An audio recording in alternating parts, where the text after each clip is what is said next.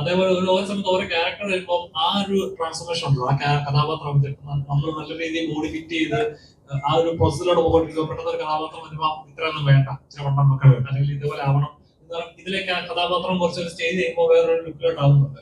അപ്പൊ എങ്ങനെയാണ് മെയിൻറ്റെയിൻ ചെയ്യുന്നത് ഫിസിക്കൽ ഫിറ്റ്നസ് അതേപോലെ കഥാപാത്ര ട്രാൻസ്ഫോർമേഷനും? എന്നോട് ഇത് ഡിസ്കസ് ചെയ്തപ്പോൾ തന്നെ 3 കാലഘട്ടം ഉണ്ടെന്നുള്ളത് ക്ലിയർ ആയി. ഒരു ആദ്യം പ്രായമായിട്ടുള്ളത് വീക്ക് ആയിട്ടുള്ള ഒരു സമയം, പിന്നെ അതിലോട്ട് പോകുന്ന ഒരു, പിന്നെ യങ് ആയിട്ടുള്ള സമയം.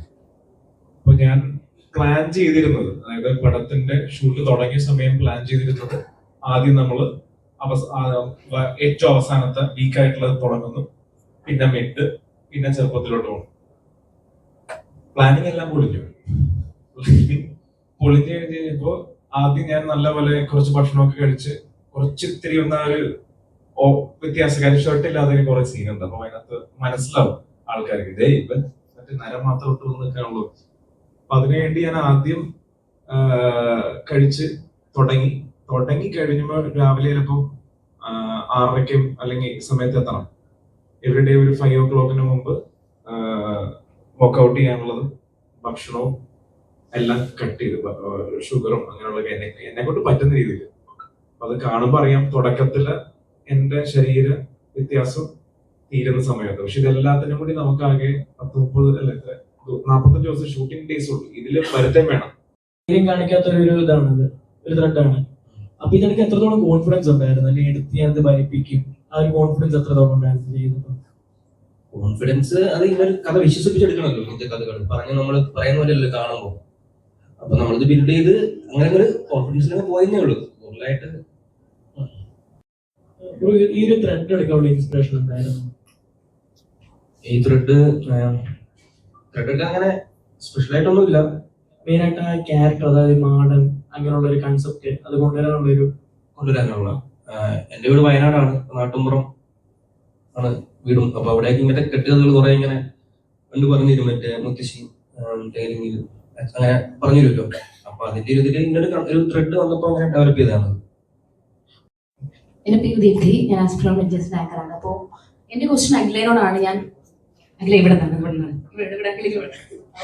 അപ്പോൾ അഖില ഓൾറെഡി പറഞ്ഞിട്ടുണ്ടായിരുന്നു കുറെ സിനിമകൾ ചെയ്തു. പക്ഷെ നമുക്ക് ഈ ഒരു സിനിമ എടുത്ത് പറയുകയാണെങ്കിൽ അഖിലേന്റെ ക്യാരക്ടർ വെച്ച് ഭയങ്കര വെയിറ്റ് ഉള്ള ഒരു ക്യാരക്ടറാണ്. കുറെ ഒരു ജേണർ കൂടെ പോകുന്ന ക്യാരക്ടറാണ്. അപ്പൊ ഈ ഒരു സീരീസിന്റെ സ്റ്റോറി അഖിലേക്ക് വന്ന സമയത്ത് അഖില എടുത്ത എഫേർട്ട് എത്രമാത്രം ഉണ്ടായിരുന്നു ഈ ഒരു ക്യാരക്ടറിന് വേണ്ടിയിട്ട്? ഞാൻ കുറെ സിനിമകൾ നല്ല 4 സിനിമകളാണ് ഞാൻ ചെയ്തിട്ടുള്ളത്. അപ്പൊ അതിൽ ഞാൻ ചെയ്തതിനേക്കാൾ കൂടുതൽ എനിക്കിതില് കുറെ ഇമോഷൻസ് എനിക്കിതിൽ ചെയ്യാൻ ഉണ്ടെന്ന് എനിക്ക് തോന്നി. ഇത് വായിച്ചപ്പോ തോന്നിയതല്ല, ഉണ്ട്. വായിച്ചപ്പോ എനിക്ക് മനസ്സിലായത് അതാണ്. അതായത് ഇതുവരെ എന്നെ സ്ക്രീനിൽ കണ്ടത് ചിലപ്പോ ഇങ്ങനെ തുള്ളിച്ചാടി നടക്കുന്ന ഒരു കുട്ടി, തമാശ പറയുന്ന അങ്ങനത്തെ, ഇപ്പൊ പ്രേമലൂലും സൂക്ഷ്മദർശിനിയിലൊക്കെ ഉള്ള പോലത്തെ ഒരു ക്യാരക്ടർ ആയിരിക്കും എല്ലാവരുടെയും മൈൻഡിൽ. അപ്പൊ അതിൽ നിന്ന് മാറി ഇതിലെനിക്ക് എല്ലാ ഇമോഷൻസും എനിക്ക് ചെയ്യാനുണ്ട്. ചെയ്തേക്കുന്ന വെച്ചിട്ടാണ് ജഡ്ജ് ചെയ്യുന്നത്.